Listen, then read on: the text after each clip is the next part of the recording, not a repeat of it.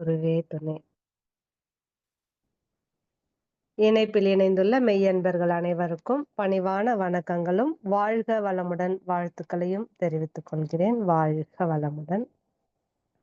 தெளிவு குருவின் திருமேனி காண்டல், தெளிவு குருவின் திருநாமம் செப்பல், தெளிவு குருவின் திருவார்த்தை கேட்டல், தெளிவு குருவுரு சிந்தித்தல் தானே. நாம இன்னைக்கு பேச இருக்கும் தலைப்பு கற்றதொழுகு அப்படின்ற தலைப்பை பத்தி தான் நம்ம சிந்தனை செய்யறோம். கற்றதொழுகு அப்படின்னு சொல்றது பாரதியின் புதிய ஆத்திச்சூடியில வர்ற 13வது வரி தான் கற்றதொழுகு. இந்த கற்றதொழுகு அப்படின்ற வார்த்தைக்கு பொருள் என்ன அப்படின்னு பார்த்தோம்னா, நம்ம படிச்சு அறிஞ்சதை நம்ம ஒழுக்கத்தோட கடைபிடிக்கணும் அப்படின்றதுதான். நம்ம படிச்ச விஷயங்களை நம்ம மனசுல வச்சுக்கிட்டு அதை நம்ம வாழ்நாள் முழுவதும் அதை நாம கடைபிடிக்கணும் அப்படின்றதுதான் இதனோட பொருள். நாம கத்துக்கினத நம்ம வாழ்க்கையில பின்பற்றதோட, அந்த கத்துக்கின மாரியே நாம வாழ்றதுதான் நமக்கு அந்த கல்வியோட பெருமை. கல்வியின் சிறந்த நாடு, புகழ் புகழ் கம்பன் பிறந்த நாடு அப்படின்னு நம் நாட்டின் பெருமையை மகாகவி பாரதியார் பாடியிருக்காரு. அறிவு அப்படின்னா என்ன அப்படின்னா, குறைகள் வராம காக்கறதுதான். அதுக்கு நாம கல்வி கற்கணும். அதனால கல்விதான் அறிவை நமக்கு வளர்க்குது. அந்த அறிவை குற்றம் வராம நம்ம பாதுகாக்கிறது, வளர்க்கறது எது அப்படின்னு பார்த்தோம்னா, இந்த அறிவு. அப்ப நாம கல்வியை கற்கணும் அப்படின்னு பாரதி சொல்றாரு. பாரதியோட புதிய ஆத்திச்சூடி ஔவையாரோட ஆத்திச்சூடியை போலவே இருக்கும். இது நீதி மற்றும் அறிவுரைகளை கூறும் ஒரு நூல். பாரதியார் தன்னுடைய இளம் பருவத்திலேயே ம மனனம் செஞ்சு அந்த மனசுல பதிய வச்சு சிறு சிறு சொற்கள் அடங்கி இருக்கிற மாதிரி ரொம்ப எளிமையா அறிவுரையிற அறிவுரையா வழங்கியிருக்காரு. இதுல 110 ஒரு அடி ஒரு வரி பாடல் பாடியிருக்காரு. பாரதியோட ஓரடி பாடல்கள் புரட்சி எண்ணம் கொண்டதா இருக்கு. அதே ஔவையாரோட ஓரடி பாடல்கள் அமைதி எண்ணம் கொண்டதா இருக்கு. அப்ப ரெண்டையுமே ஓரடி ஒரு வரிசையில தான் இருக்கு. எல்லா சமயங்களிலும் கூறப்பட்டுள்ள அந்த மூல கருத்து ஒன்றுதான். அது என்னன்னா அறிவு மட்டும்தான். அந்த அறிவு நிலைய கண்டவர்கள் எந்த துன்பமும் வராது அவங்களுக்கு. அதனால அது அந்த அறிவு அப்படின்றது அறிவே தான் தெய்வம் அப்படின்னு சொல்றாங்க. அப்போ நம்ம கற்றதொழுகு. அப்போ கற்றதை நாம பின்பற்றி அந்த நல்லவற்றையே நம்ம கத்துக்கணும். அத வாழ்க்கையில நாம நடைமுறைப்படுத்தி நம்ம வாழணும் அப்படின்றது இந்த கற்றதொழுகு அப்படின்றது. ஹரிச்சந்திரர் நமக்கு எல்லாருக்குமே தெரியும். அவர் பல இன்னல்கள் இருந்தாலும் இந்த உண்மைய மட்டும்தான் நான் பேசுவேன், உண்மையை தான் நான் கடைபிடிப்பேன் அப்படின்னு அவர் போராடி அந்த இன்னல்கள்ல இருந்து ஜெயிச்சவரு ஹரிச்சந்திரர்.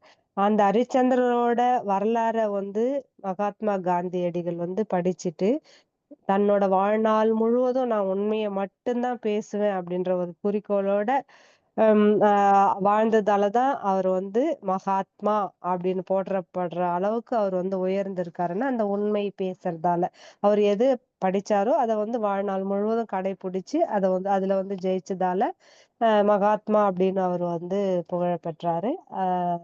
நமக்கு நம் நாட்டின் சுதந்திரத்தையும் பெற்றுக் கொடுத்த பெருமை மகாத்மா காந்தியடிகளுக்கு சேரும். வாழ்க வளமுடன்.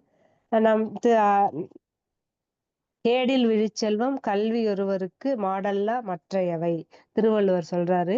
ஒருவருக்கு அழிவு இல்லாத சிறந்த செல்வம் எது அப்படின்னு பார்த்தோம்னா கல்விதான். அந்த கல்வி தவிர மத்த செல்வங்கள், பொருட்செல்வங்கள்லாம் செல்வங்களே இல்ல. கல்வி செல்வம் தான் உயர்ந்த செல்வம் அப்படின்றாரு. இப்போ ஒரு நாட்டுல அரசர் இருக்காரு. அவருக்கு அந்த நாட்டுல மட்டும்தான் சிறப்பு இருக்கும். ஆனா படிச்சவங்களுக்கு எந்த இடத்துக்கு போனாலும் ஒரு சிறப்பு இருக்கு அப்படின்றத மூதுரையில சொல்லியிருக்காங்க. டாக்டர் அப்துல் கலாம், அப்புறம் டாக்டர் முத்துலட்சுமி அம்மா, அண்ணல் அம்பேத்கர் இவங்கெல்லாம் எப்படி இது புகழ் பெற்றவங்களா வாழ்ந்தா ம் வரலாற்றுல இடம் பெற்றிருக்காங்க அப்படின்னா, இந்த கல்வி கற்று அதன்படியே அது அவங்க நடந்ததால, இந்த அளவுக்கு அவங்க வந்து புகழ் பெற்றவங்களா திகழ்ந்திருக்காங்க. அதே அது "கற்கை நன்றே கற்கை நன்றே, பிச்சை புகினும் கற்கை நன்றே." அதாவது எவ்வளவு கஷ்டப்பட்டா கூட, நாம வந்து கல்விய வந்து கத்துக்கணும். அப்படின்னு ஔவையார் வந்து இந்த கல்வி எவ்வளோ முக்கியம் அப்படின்றத அவரு வந்து அ வலியுறுத்தியிருக்காரு. அப்போ அந்த காலத்துல இருந்தே கல்வி கத்துக்கிட்டு, அதுபடி நாம வாழணும் அப்படின்றது ஔவையார் குறிப்பிட்டிருக்காங்க. கற்றோருக்கு வந்து சென்ற இடமெல்லாம் சிறப்பு. இதுவும் ஔவையார் தான் சொல்லியிருக்காங்க. அவரு வந்து அந்த அம்மா வந்து கற்றவங்களோட பெருமைய வந்து கற்றோருக்கு சென்ற இடம்லாம் சிறப்பு அப்படின்னு பாடல் பாடியிருக்காங்க. இப்போ கல்வி கற்கறதுக்கு ஏதாவது ஒரு அளவு முறை இருக்கா அப்படின்னா, அதுக்கு ஒரு முடிவே இல்ல. நம்ம வந்து வாழ்நாள் முழுவதும் நம்ம கல்வி கத்துக்கிட்டே இருக்கலாம். நம்ம வந்து அ ஒரு எக்ஸாம் எழுதணும்னா, அதுக்கு மட்டும் நம்ம படிச்சுட்டு எழுதுவோம். அது மாரி இல்லாம, நாம வந்து அது வாழ்க்கை கல்வியா நாம வந்து கடைபிடிச்சோம்னா, அதுக்கு வந்து நமக்கு பலன் நெறைய இருக்கு. அப்படிதான் கற்றது ஒழுகு அப்படின்றது. ஒரு பள்ளிக்கூடத்தோட கதவ திறப்பவன் வந்து ஒரு சிறைச்சாலையை மூடுகிறான். அப்போ இந்த ஒரு வரியில எவ்ளோ ஒரு அடங்கியிருக்கு. கல்வி கத்துக்கிட்டா, நம்ம வந்து வாழ்க்கையில நல்வழியில வாழ்வோம் அப்படின்றதுக்கு தான் ஒரு பள்ளிக்கூடத்தின் கதவ திறந்துட்டா போதுமா. ஒரு சிறைச்சாலையே மூடிடலாம் அப்படின்னு ஒரு வரியில விளக்கம் குடுத்துருக்காங்க. இப்ப நம்ம படிச்சத வந்து நம்ம வாழ்க்கையில பின்பற்றாம நாம இருக்கிறது எதுக்கு சமம் அப்படின்னு பார்த்தோம்னா, நம்ம வந்து ஜீரணிக்காம மேல மேல சாப்பிட்டுக்கிட்டே இருக்கோம். இருந்தா எப்படி இருக்கும்? அதுக்கு சமம். அப்போ நம்ம கல்வி கற்றத நம்ம வாழ்நாள்ல வந்து கடைபிடிச்சுக்கிட்டே இருக்கணும். இப்ப பாரதியார் வந்து ஒரு கேள்வியும் கேட்டு அதுல வந்து விளக்கம் சொல்றாரு ஒரு பாடல் மூலமா. அவர் என்ன சொல்றாருன்னா, "அன்னச்சத்திரம் 1000 வைத்தல், ஆலயம் 10,000 நாட்டல், பின்னருள்ள தருமங்கள் யாவும் பெயர் விளங்கி ஒளிர நிறுத்தல், அன்னையாவினும் புண்ணியம் கோடி, அங்கோர் ஏழைக்கு எழுத்தறிவித்தல்." அப்படின்றாரு அவரு. இப்போ கோவில் கட்டலாம், அன்னதானம் போடலாம், எல்லா தர்ம செயல்களையும் செஞ்சாலும் வந்து, அ புண்ணியம் தர்றது எது தெரியுமா? அப்படின்னு கேட்டுட்டு ஒரு கேள்விய கேட்டுட்டு சொல்றாரு, ஒரு ஏழைக்கு நம்ம கல்வி கண் திறப்பது தான் எல்லா தர்மங்களை விட ரொம்ப சிறந்தது அப்படின்னு அந்த கல்வியின் சிறப்ப வந்து பாரதியார் பாடியிருக்காரு.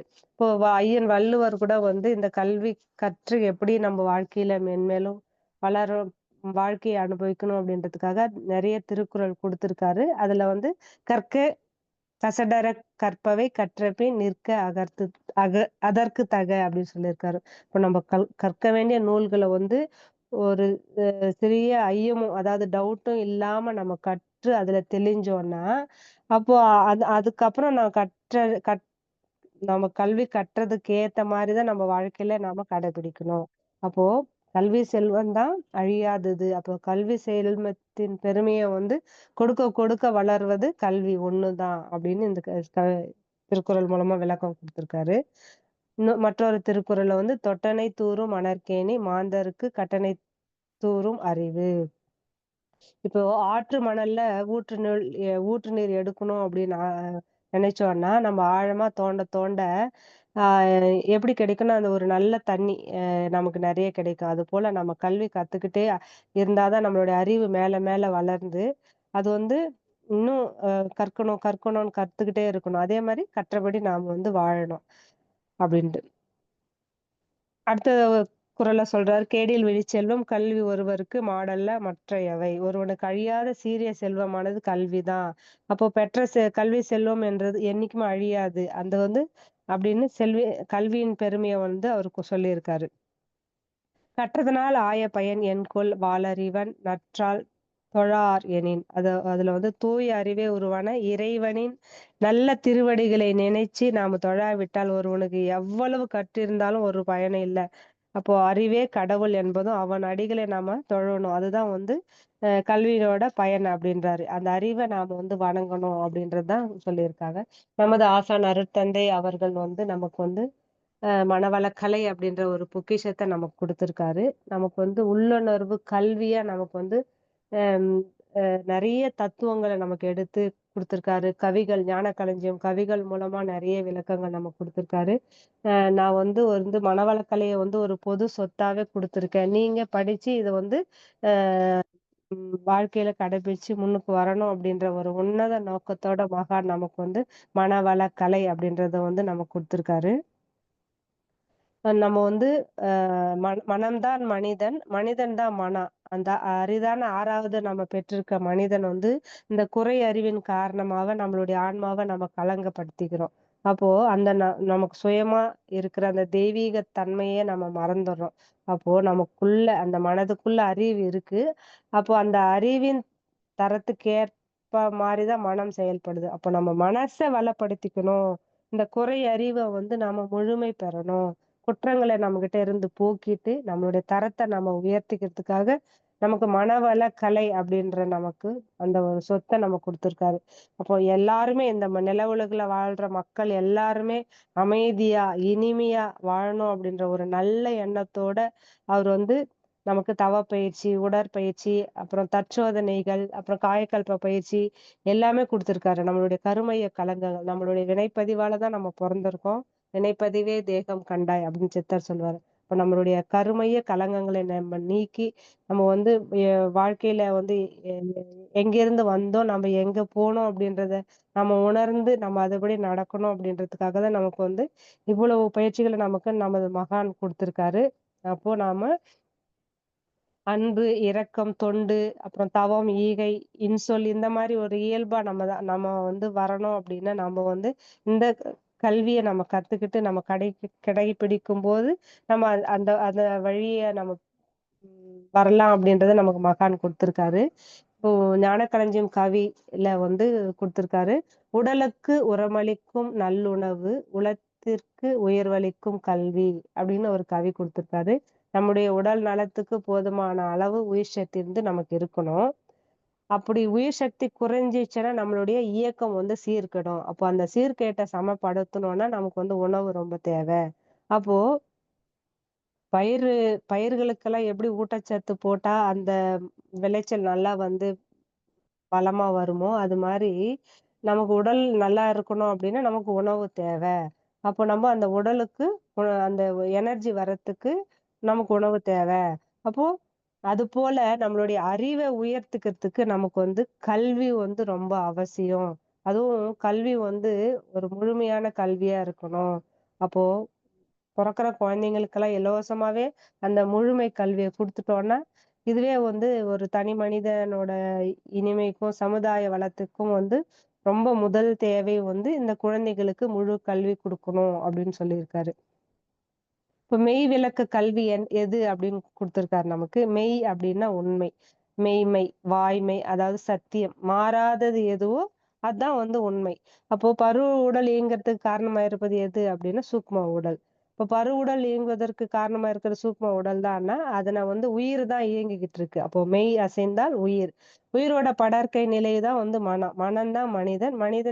மனிதனை வந்து மனதை நம்ம வந்து இந்த கல்வி கற்று அது எப்படி வளமா வச்சுக்கணும் அப்படின்றதுக்கு வந்திருக்கிறது தான் இந்த கல்வி. அப்போ வந்து இந்த அ தத்துவயியல் கல்வி கற்கும் மாணவர்கள் வந்து அகநோக்கியாக பயிற்சியாக தவம் மூலமா தன்னுள்ள இயங்குற அந்த உயிர் ஆற்றல தனக்குள்ளாக உணர்வாக அவங்க உணரணும். அப்போ மன இயக்கத்தையும், மனதின் மறுமுனை அறிவாக இருப்பதையும் வந்து உணரலாம். அப்போ தியானத்தின் மூலமா இந்த உயிர், மனம், அறிவு அதெல்லாம் வந்து தெளிவா உணர முடியும். அப்ப மெய்ப்பொருளை உணர்ந்து கொள்ளும்போது தான், நமக்கு இருக்கிற அந்த அறியாமை எல்லாம் விலகும். நாம வந்து அந்த அறிவை உணரும்போது, அந்த தெய்வீக நிலைக்கு நாம உயரலாம் அப்படின்ட்டு, அப்ப மெய் விளக்க கல்வி ஒவ்வொருவர்களுக்கும் வேணும் அப்படின்னு, நமக்கு வந்து விளக்கமா நமக்கு மகான் குடுத்திருக்காரு.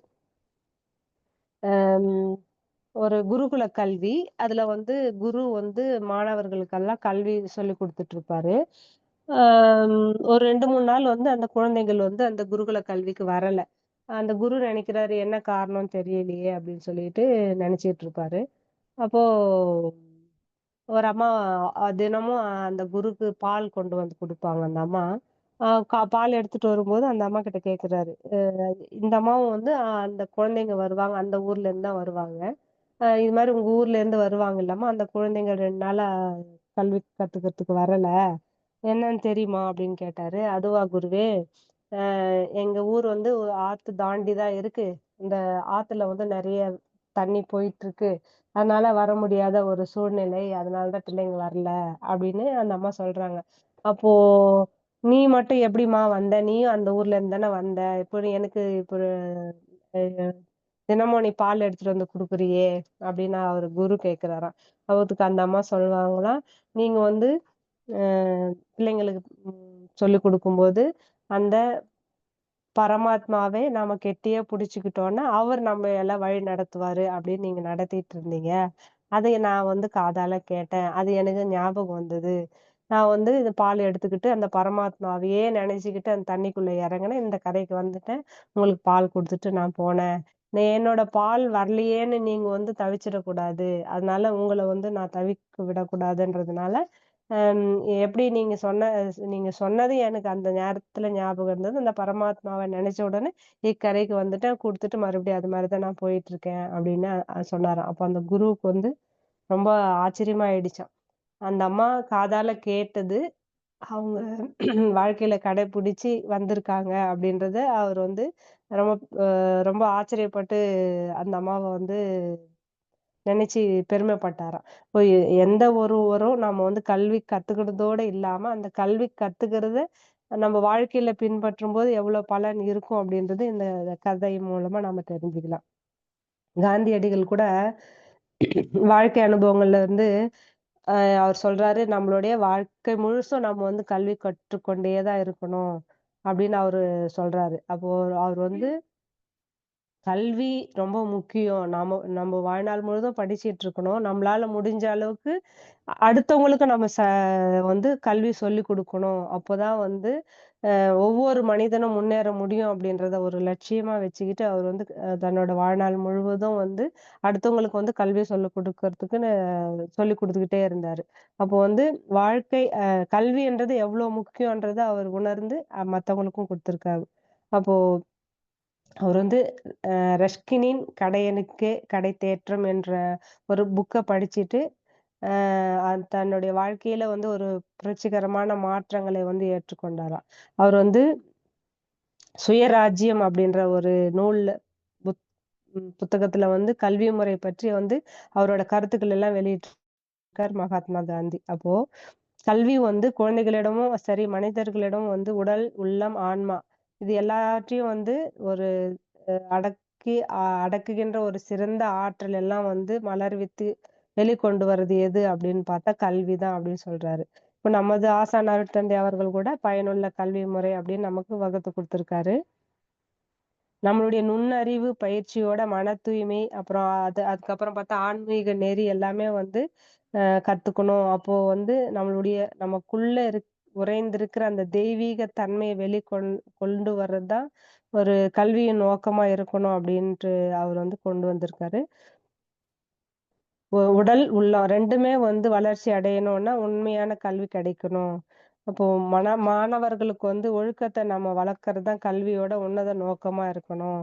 அப்போ அவன் வந்து அந்த மாணவனோட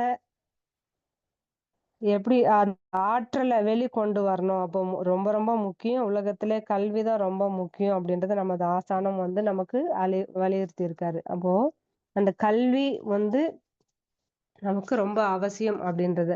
நம்ம ஆசான் அருட்தந்தை அவர்கள் வந்து நமக்கு அம் எப்படி நம்ம அது அறிவு கண்ண திறக்கறதுக்காக நமக்கு வந்து தவங்கள் குடுத்திருக்காரு. அவர் வந்து உயிர் அறிவு கல்வி அப்படின்றாரு. ஆ அது நெற்றிக்கண் அப்படின்ற அந்த 3வது கண்ண வந்து திறந்து விடுறாரு. அப்ப அதன் மூலமா நம்ம உயிர வந்து உணர்றோம். அப்ப அந்த உயிரின் இயக்க நிலைய தான் படர்க்கை நிலையில மனமா இருக்கு. நிலையா வந்து அது உடல்ல சுத்திக்கிட்டு இருக்கு.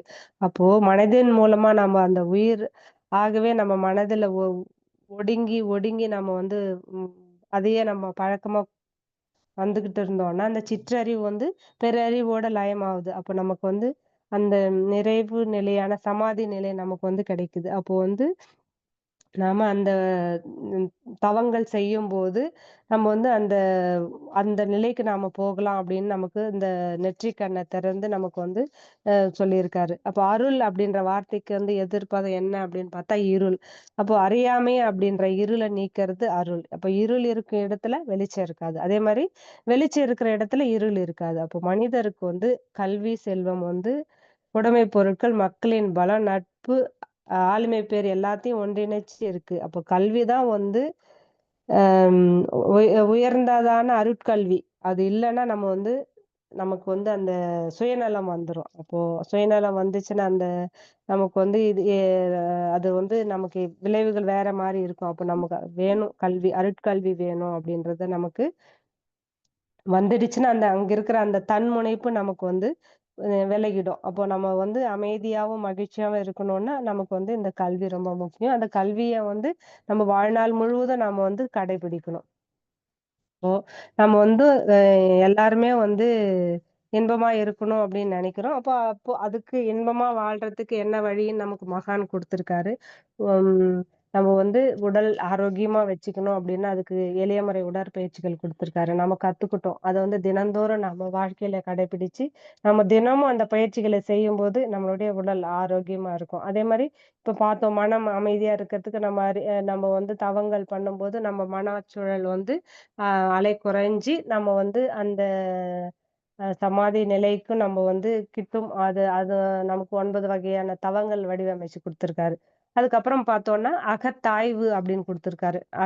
நமக்குள்ள என்ன இருக்கு அப்படின்றத ஆய்வு பண்றதுக்கு, நமக்கு முறையா படிப்படியா எண்ணம் ஆராய்தல், ஆசை சிறமைத்தல், சினம் தவிர்த்தல், கவலை ஒழித்தல், அப்புறம் நான் யார் அப்படின்ற பயிற்சிகள நமக்கு குடுத்திருக்காரு. நம்ம கத்துக்கிட்டோம். கத்துக்கிட்டு அத வந்து வாழ்நாள் முழுவதும் நம்ம கடைபிடிக்கும்போது, நம்ம வந்து எந்த நோக்கத்துக்காக நமக்கு மகான் நமக்கு குடுத்திருக்காரோ, அந்த நோக்கத்தை நாம வந்து பெறலாம்.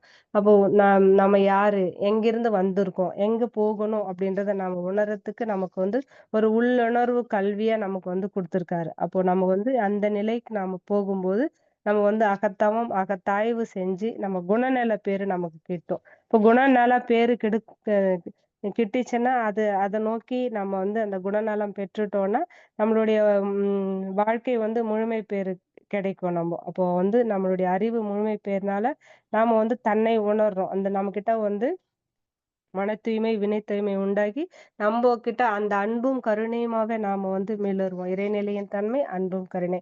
அப்போ நாம வந்து இந்த மனவளக்கலை என்ற பொக்கிஷத்த நமது ஆசான் நமக்கு குடுத்திருக்காரு. நாம தினந்தோறும் அத வந்து கத்துக்கிட்டோம். அந்த பயிற்சி முறைகள நாம தினந்தோறும் கடைபிடிக்கணும் அப்படின்றத நான் நமக்கு மகான் குடுத்திருக்காரு. அவ்வகையில நாம் தினந்தோறும் பயிற்சிகளை கடைபிடிச்சு நம் வாழ்க்கையில மென்மேலும் வளருவோம் என்று கூறி, இந்த வாய்ப்பை அளித்த அனைத்து அன்பு உள்ளங்களுக்கும் நன்றி பாராட்டி நிறைவு செய்து கொள்கிறேன். வாழ்க வையகம், வாழ்க வையகம், வாழ்க வளமுடன். நன்றிகள் அம்மா. வாழ்க வளமுடன்.